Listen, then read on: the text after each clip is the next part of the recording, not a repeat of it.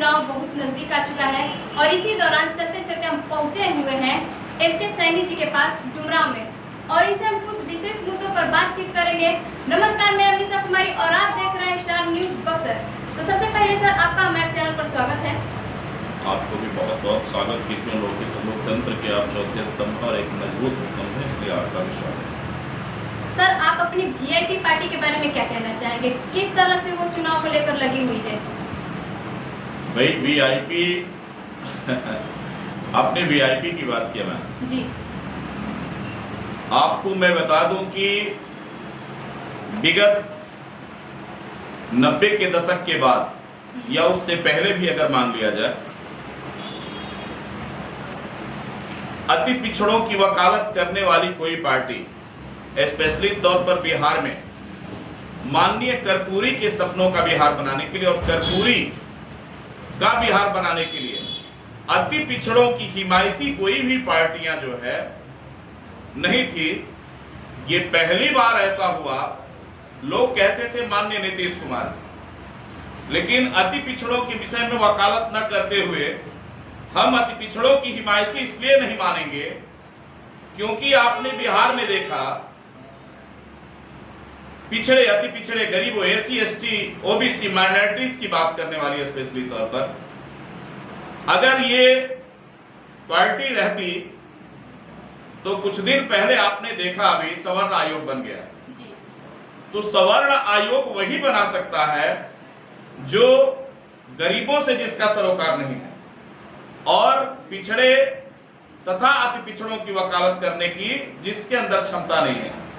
और आप मैम ये जान लीजिए कि माननीय कर्पूरी ठाकुर ने जब आरक्षण दिया था तो एक स्लोगन किसी ने बनाया था, किसी ने का मतलब सवर्ण समाज मनुवादी सोच के लोग ने उस समय एक स्लोगन बनाया था कि आरक्षण कहां से आयल, तो कर्पूरिया के माई, हम आगे असंवैधानिक शब्द है इसलिए हम यूज नहीं कर सकते, ये असंसदीय भाषा हो जाएगा, मनुवादी इस स्तर तक गिर सकता है।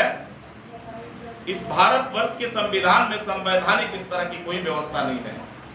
और जितने गालीबाज लोग हैं भाजपा में कूट कूट करके गालीबाज, जिनको महिलाओं के साथ, उनकी मर्यादाओं के साथ खेलने का तथा महिला विरोधी हर षड्यंत्र उनका जो है महिला विरोधी, बिहार में 17 साल शासनकाल के दौरान सबसे पहला आपने देखा कांड हुआ महिलाओं के विरुद्ध जो है मुजफ्फरपुर में जो सुरक्षा का मामला था महिलाओं का, आप देखा आपने। उत्तर प्रदेश में भाजपा की सरकार है। हम आ रहे हैं उसी मुद्दे पर जिस मुद्दे पर आप बात कर रहे हैं, अति पिछड़ों की वकालत करने वाली उत्तर प्रदेश में। अभी देखिए भाजपा की सरकार है उत्तर प्रदेश में। आपने देखा कि उत्तर प्रदेश पुलिस की ट्रेनिंग करने वाली जो लड़कियां हैं, महिलाएं हैं, उन लोगों के बाथरूम में जो है सीसीटीवी कैमरे लगाए जा रहे हैं। भाजपा में बैठने वाले ये बेईमान चोर, अभी आपने देखा कि स्लोगन एक चल रहा है, वोट चोर गद्दी छोड़। उत्तर प्रदेश में नौकरी चोर गद्दी छोड़ चल रहा है। उत्तर प्रदेश में सिर्फ मंदिरों की घंटी बजाने के सिवा शिक्षा के स्तर को रसातल में पहुंचाने के लिए गरीब का बच्चा स्कूल में जाए, पढ़ाई करे।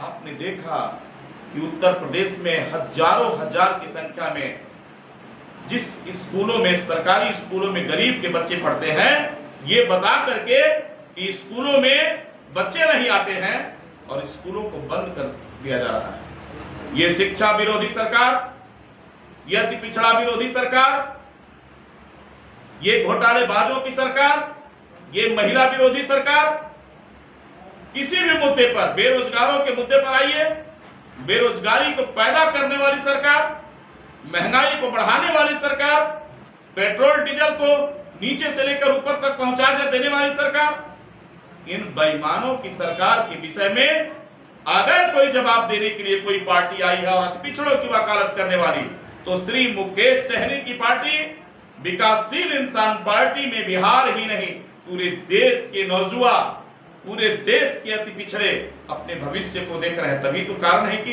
17 तारीख के बाद आप देख लीजिए हजारों हजार की संख्या में वीआईपी का झंडा लेकर के महागठबंधन के साथ उमड़ रही भीड़ों में अधिक से अधिक जो है भीड़ महागठबंधन की चुनाव जो है छाप जो हमारे बोर्ड ने को निर्गत किया गया है माननीय चुनाव आयोग के द्वारा चुनाव चिन्ह जो नाव पहले भी था और आज भी हम सबसे पहली जंग जीते, पुनः नाव चुनाव निशान जो है हमें वीआईपी को पुनः निर्गत किया गया। ये हमारी दूसरी जीत है। अति पिछड़ों की वकालत करने वाली, अति पिछड़ों के स्वाभिमान की रक्षा करने वाली, अति पिछड़ों को सदन का रास्ता दिखाने वाली एकमात्र बिहार में पार्टी अभी जो चल रही है विकासशील इंसान पार्टी है। आपने मुकेश सहनी के बारे में बताया। मुकेश सहनी लगातार अति पिछड़े वर्ग के लोगों के लिए लड़ाई लड़ते हैं, तो क्या कहना चाहेंगे, क्या उनकी लड़ाई सफल होगी? आपने देखा इससे पहले भी श्री मुकेश सहनी ने 4 विधायक पैदा किया बिहार में। जी जी। इन चोरों ने विकासशील इंसान पार्टी के 4 विधायकों को, खैर वो विधायक जो है भाजपा मनुवादी लोग थे, मनुवादी सोच के लोग थे, और मुकेश सहनी जी ने इस बार ठान लिया है कि हम अति पिछड़े के जो जीवन भर राजनीति में सामाजिक व्यवस्थाओं में चप्पल घिसा करके सदन के रास्ते तक छटपटाते रहे, क्योंकि सदन का रास्ते की बात इसलिए मैं कर रहा हूं मैडम, क्योंकि सदन एक ऐसा मंदिर है, सदन एक इस लोकतंत्र की लोकतांत्रिक प्रणाली व्यवस्थाओं में एक ऐसा मंदिर है जहां पे गरीब जाकर के गरीबों की बात कर करके गरीबों की व्यवस्था को सुचारू रूप से धरातल पर ला करके दिखाने की कोशिश करेगा। और अति पिछड़ा अधिक से अधिक 50% एसी एसटी ओबीसी के लोग विकासशील इंसान पार्टी के दावेदार होंगे इस बिहार में। ये पहले मैं बता दे रहा हूं, मुकेश सहनी जी भी चिल्लाते आए हैं, आप देखिएगा। सर, बिहार की शिक्षा व्यवस्था कैसी है? आपने देखा बिहार की शिक्षा व्यवस्था के विषय में आपने बात किया। अगर शिक्षा व्यवस्था अगर यहाँ की मजबूत रहती, बिहार के छात्र जो है मेधावी हैं, बिहार के छात्र जो है जो पढ़ने वाले जो विद्यार्थी हैं, निश्चित तौर पर बहुत ही मजबूत, इनकी ब्रिलियंसी, इनका जो एकाग्रता जिसको कंसंट्रेशन कहते हैं, मजबूत पैमाने पर है। लेकिन बिहार में जो शिक्षा की स्थिति है, उत्तर प्रदेश जो जहां जहां भाजपा की सरकार है, जहां जहां एनडीए गठबंधन में सरकार है, वहां पे शिक्षा व्यवस्था की स्थिति बहुत ही दयनीय है।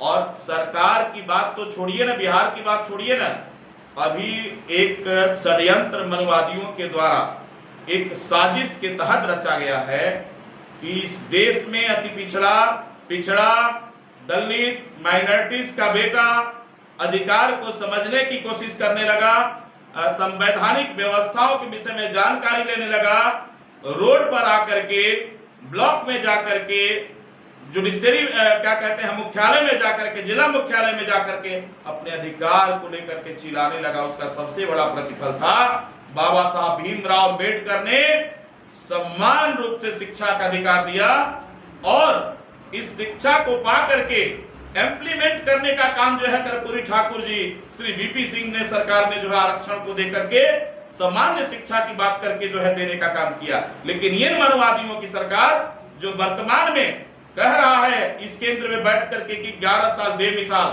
11 साल बेहाल, 11 साल चोरों की सरकार, 11 साल लुटेरों की सरकार, 11 साल बेईमानों की सरकार, 11 साल छलियों की सरकार। आरएसएस के मुद्दे पर आपने देखा कि ये एजेंडे पर काम करने वाली इस भारतवर्ष की टोटल व्यवस्था को तितर-बितर करने वाला आरएसएस, जो कभी अंग्रेजों के समय में भी इस भारत के तिरंगे का सम्मान नहीं किया, इस भारत के तिरंगे को अपने मुख्यालय पर लहराने का काम नहीं किया।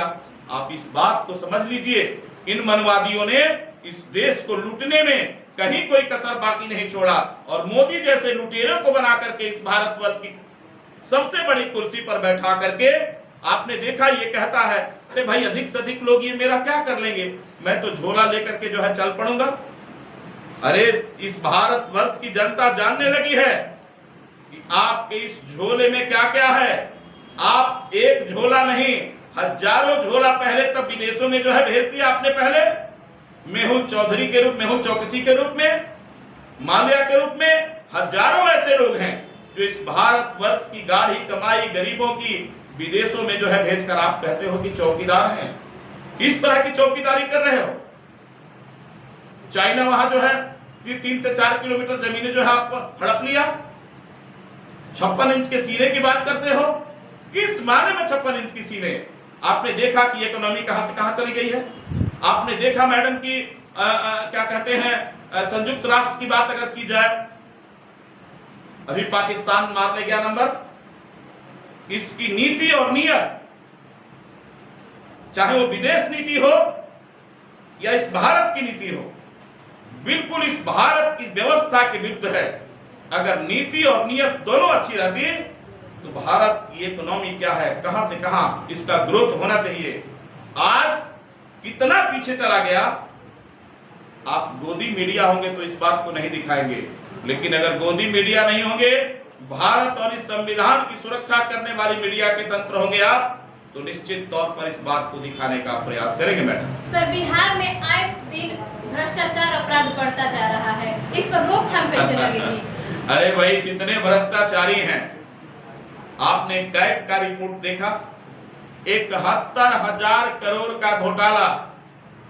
तो जहां पे भ्रष्टाचार, जहां पे मंत्रियों के द्वारा हर विभाग में लूट घसोट है, हर विभाग में, माननीय नीतीश कुमार कहते हैं कि 0 टॉलरेंस की नीति है मेरे बिहार में, तो फिर 71,000 का घोटाला कहां से आ गया मैडम? ये मैं आपसे पूछना चाहता हूं, ये 71,000 के घोटाले कहां से आ गए? ये माननीय नीतीश कुमार के 17 सालों के शासनकाल के दौरान 71,000 करोड़ का घोटाला कैग चिल्ला रहा है। कहां से रिपोर्ट मिले, कहां से वो रिकवरी कैसे होगी? ये गरीबों के टैक्स का पैसा है मैडम, महिलाओं के आगे बढ़ने की व्यवस्था है मैडम, यहाँ के जो जुआ बेरोजगार हैं उन लोगों की व्यवस्था करने के लिए ये पैसा था मैडम। और ये पैसा कहां गया, माननीय नीतीश कुमार को बताना पड़ेगा। बिहार के विकास में, बिहार का विकास तो हुआ। आपने देखा बिहार में कितना विकास हुआ। आए दिन बिहार में भ्रष्टाचार, आए दिन बिहार में कहीं स्वर्ण व्यवसायी का मर्डर हो जाता है, कहीं बालू माफिया का, बालू व्यवसायी का मर्डर हो जाता है, कहीं जो है आपने देखा अभी कुछ दिन पहले मर्डर हुआ जो है पटना के पारस हॉस्पिटल में। आए दिन महिलाओं के साथ दुर्व्यवहार, अपहरण, दुराचार, व्यभिचार, अत्याचार। आज के डेट में जो बिहार में विकास की जो बात करेगा, उससे पूछिए कि विनाश कहां हो रहा है बिहार में। अगर बिहार में विनाश नहीं हो रहा है तो विकास कहां है? आप 17 साल के शासनकाल के दौरान बिहार में रोड मैप को बना करके ढोल पीटते हैं आपकी। हम यहाँ का बिहार में जो इंफ्रास्ट्रक्चर की बात अगर मैं करूं, वो कहां है? आज तक एक सुई की फैक्ट्री लगी क्या बिहार में? जो फैक्ट्रियां थी मैडम बिहार में, कहीं चीनी मिल थी, कहीं लेदर की फैक्ट्री थी, कहीं क्या कहते हैं लोगों को क्या कहते हैं औद्योगिक व्यवस्था जो है, इंडस्ट्रीज है, उस सारे व्यवस्था को बंद करके अगर बिहार में विकास की धारा बहती तो अच्छे अच्छे इंडस्ट्रियलिस्ट जो है बिहार में आकर के इंडस्ट्रीज स्थापित करते। लेकिन इस देश का जो बैठा हुआ कुर्सी पर ही लुटेरा है, तो इस देश में कहां से विदेशी आकर के जो है पैसा फंसा करके लुटवाने के लिए पड़े पैसा फंसाएंगे क्या? नहीं आने जा रहा है।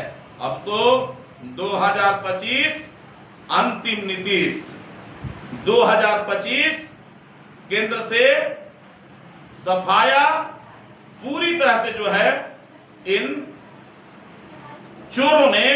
आपने देखा कभी बिहार में हम लोगों के दौरा के दौरान लड़के सब जुआ, जो बेरोजगार हैं, जिनका नागरिकता खत्म किया जा रहा है, वोट चोर गद्दी छोड़, ये स्लोगन बन गया है। तो क्या लगता है मुकेश सहनी की अगर पार्टी बिहार में बन जाती है तो कितना विकास करेगा? और सबसे पहले युवाओं के लिए क्या सोचेंगे, जो पलायन कर रहे हैं यहाँ से, उनके लिए क्या सोचे हैं? मैडम, हमने कहा है आपको कि सबसे पहले यहाँ के इंफ्रास्ट्रक्चर पर ध्यान दिया जाएगा। सबसे पहले रोजगार मुहैया कराने के लिए यहाँ इंडस्ट्रीज को जा करके जो है नीतिगत व्यवस्था के साथ यहाँ इंडस्ट्रीज स्थापित की जाएगी। यहाँ बिजली मुफ्त में देने की भी योजना चल रही है। और यहाँ जो माननीय श्री तेजस्वी यादव ने कहा 400 से 1100 रुपये कर दिया वृद्धा पेंशन, हम 2000 तक करने के फिराक में लगे हुए हैं। यहाँ की जो व्यवस्था जो है शिक्षा की, स्वास्थ्य की, रोजगार की, निश्चित तौर पर आप देखिएगा जब 17 महीने में हजारों नौकरियां दे करके लोगों के चेहरे पर हंसी तेजस्वी यादव ने ले लिया, मुकेश सहनी भी साथ आकर के इस रोजगार के मुद्दे पर जो निरीह है उन्हीं लोगों के मुद्दे पर तो यहाँ बात चल रही है। मैडम, एक तरफ से देख रहे हैं कि एक नई पार्टी आई हुई है बिहार में, जन स्वराज पार्टी, वो भी तो एक तरफ से वादा कर रही है कि हम लोगों को 2500 रुपया वृद्धा पेंशन देंगे। करना चाहिए, अच्छा काम कर रहे हैं बेचारे। इससे पहले वो भाजपा के भी साथ रहे हैं, इससे पहले वो जेडीयू के भी रणनीतिकार रहे हैं। अब क्या किया उन्होंने वो जाने। बेचारे बिहार में घूम करके लोगों को जागरूक कर रहे हैं, अच्छी बात है। हमारे दल के लिए तो, हम महागठबंधन के लिए और भी अच्छी बात है कि इन चोरों की बात कर रहे हैं। और निश्चित तौर पर जो सच्चाई है, आपने देखा कि इस बिहार में जो है अध्यक्ष की कुर्सी पर बैठने वाले दिलीप जायसवाल जी के विषय में भी उन्होंने जो है चिट्ठा खोला। आपने देखा मंगल पांडे ने क्या घोटाला किया, उनके लिए भी चिट्ठा खोला। आपने देखा अभी तीसरा चिट्ठा खुलने वाला है। इसके लिए तो मैं कोटिशः धन्यवाद देता हूं मैं प्रशांत किशोर जी का। मैं आपको कोटिशः धन्यवाद देता हूं कि इन चोरों की, अरे हम लोग तो जो उधेड़ेंगे उधेड़े करेंगे, लेकिन आप भी उधेड़िए। और मैं समझता हूं कि प्रशांत किशोर जी अच्छा काम कर रहे हैं इस बिहार में, इन चोरों की जो सच्चाई है लोगों को बता करके। बहुत बहुत धन्यवाद। सर, कल यहाँ पर डुमरांव में एनडीए का विधानसभा सम्मेलन होने जा रहा है। पहला विधानसभा डुमरांव ही है, तो उसको लेकर आप क्या कहना चाहेंगे? भाजपा ये क्या करना चाहता है? मैडम, आपने देखा कि इससे पहले भी सम्मेलन करके बिहार में डुमरांव में क्या ले लिया है लोग। डुमरांव में माननीय अजीत कुशवाहा यहाँ के एमएलए हैं जी। और एक शिक्षाविद हैं, अच्छी उच्च कोटि की शिक्षा भी है, डॉक्टरेट है। बिहार में स्पेशली तौर पर डुमरांव में कितने सालों के शासनकाल के दौरान डुमरांव जैसे जगह पे क्या मेडिकल कॉलेज की स्थापना कभी हुई थी? क्या अजीत कुशवाहा ने किया। यहाँ पे जो इंफ्रास्ट्रक्चर की बात हो रही है उस पर प्लान चल रहा है। अभी बहुत ऐसी योजनाएं हैं जिसको अजीत कुशवाहा ने इंप्लीमेंट ही नहीं किया। लड़ करके विधानसभा में चिल्ला करके, अब तो आप जानते हैं कि जब हमारी सरकार नहीं है तो जो योजनाएं हैं जिसको 8-8 बार 10-10 बार हम विधानसभा में क्वेश्चन करके उठाते हैं उसको दबा दिया जाता है। और इन भाजपाइयों को आप जानती ही हैं, ये टोटल डुमरांव के विकास का भी पैसा ये घोटालों में, चाहे वो शहरी विकास की बात हो या एग्रीकल्चर के विकास की बात हो, नहरों के सिंचाई की सुविधा की बात हो, ये सरकार देख नहीं रही है। अगर सरकार यहाँ व्यवस्था करती तो नहर आज भी सूखा पड़ा है, यहाँ के किसान बदहाल हैं, त्राहिमाम की स्थिति में हैं। आप पूछिए ना जरा सा जाकर इस सरकार से और डुमरांव में जो सम्मेलन करने वाले हैं कि यहाँ आज तक क्या ये डैम से जो है ये बना मलई बराज की योजना जो है इंप्लीमेंट करने के बाद भी पूर्णता जो है इतने दिनों से चिल्लाते आ रहे हैं यहाँ के माननीय विधायक, क्यों नहीं पूरा किया गया? ये एनडीए क्या यहाँ डुमरांव में आकर के ये इन चोरों को ये क्या ये करके जो है सम्मेलन करके लोग क्या करेगा?